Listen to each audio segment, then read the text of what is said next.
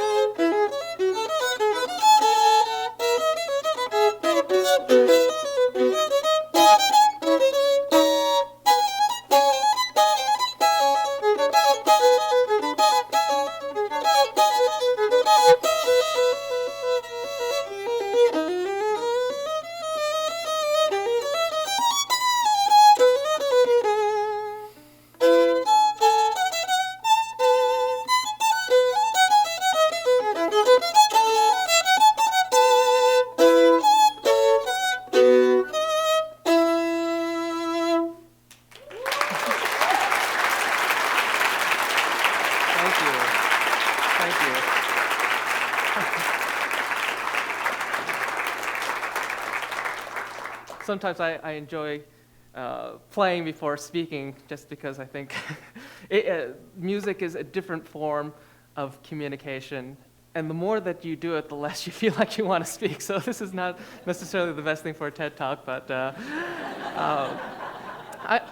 I'll talk a bit about my history and how I got it started with the violin. So I was around 10 years old, and we were just about to start instrumental music in our classrooms, and everyone had to play the recorder. And I realized that, okay, I can do the first 4 fingers, and then the ones on the bottom, you're only playing half the notes, it's not going to work out. So my teacher came up to me, and she said, well, is there anything else you'd like to do? And I was like, well, I could attempt to sing. So I tried singing, and she said, you know what, we'll try something else.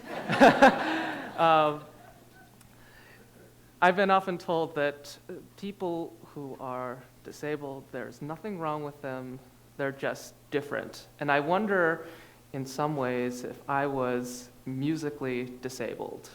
Not in the sense of being disabled in the noun, but disabled as the verb, as in I was disabled from music for some reason. And then I also realized then, if you can be disabled to play music, is there a possibility that you can enable someone to be able to play music?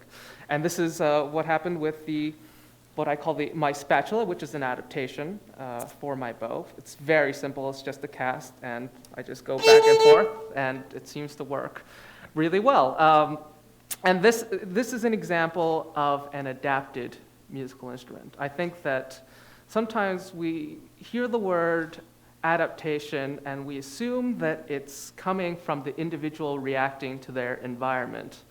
But perhaps adaptation is the opposite as well. Your environment and your materials changing according to your needs and capabilities. And so we had this adaptation, and it seemed to work well, and I've been playing for the last 10, 15 years now, and been having a lot of fun doing so. But another issue came to mind. Well, I've been able to adapt my instrument, but there are children who have different issues with their own sets of physical and intellectual disabilities. So we decided to create up in Canada at Holland Bloorview, a children's rehabilitation center, a virtual music instrument, which is not only an adapted musical instrument, but an adaptive musical instrument. So I was wondering if anyone could raise their hand if they've played a musical instrument before? Okay, so that's almost everyone. So people who did not raise their hand, could I have a volunteer to try this virtual music instrument out? I'm looking for like people who have very open, powerful body language. and not finding anyone. No people. Okay. Oh, okay. Could you come up, sir or ma'am? We're just going to demonstrate an example of a adaptive musical instrument, and this is this was created as a tool for music therapy. It's called the virtual music instrument again, and what we can do is create shapes. Hi, sir. That are attached to our webcam here. So if you face right in the center here, and you've never played a musical instrument before. I have not. I'm Great. maybe tone deaf for this morning. So if you can center yourself right in the middle there, okay. So what we've done with the instrument is we've created musical shapes, and what we can do is just create, for instance, a diamond and assign it to a note value. But what we're going to do for the sake of time, there we go. Could you wave your hand towards the box? If you can see that? Okay, wave hello to the diamond. Diamond, yes, And wave hello to the circle, and then the star. There you go. Okay, now can you do circle, diamond, square? Now diamond. Square, circle, circle, circle. There you go. So you were playing the opening to Mary Had a Little Lamb, and you, in essence, not having played a musical instrument, have now just learned one in a matter of 2 or 3 seconds. Bravo! Congratulations. Thank you very much.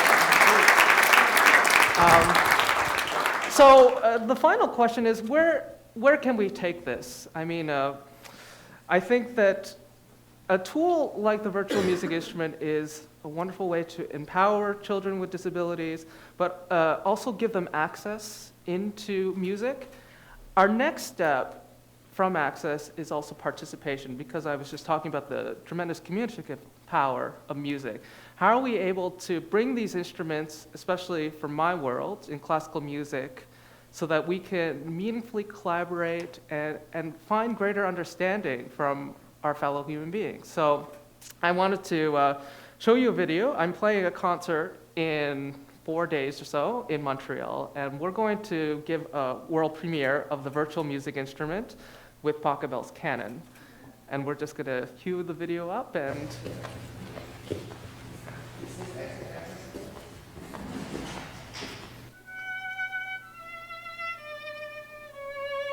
Let's try the first 2 variations. Which one would you like to keep? The quarter notes? Let's keep the quarter notes. Okay, so that was... Is that okay, Eric?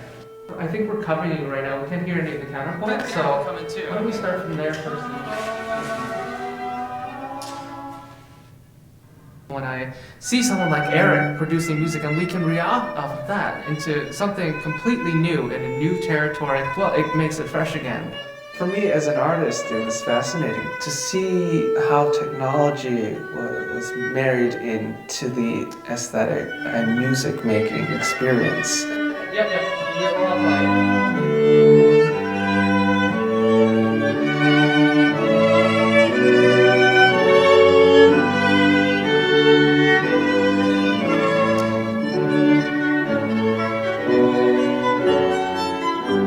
The ability to create music with just the wave of a hand, with small gestures or moving your head, it was something very powerful.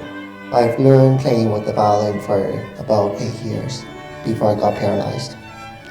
Ever since I got paralyzed, I really didn't think that I was able to play an instrument again. I've never done it in the settings like this before, not mentioning being on the stage. It's an incredible feeling. It's not something that I thought I would be able to do before VMI was invented. It's pretty good.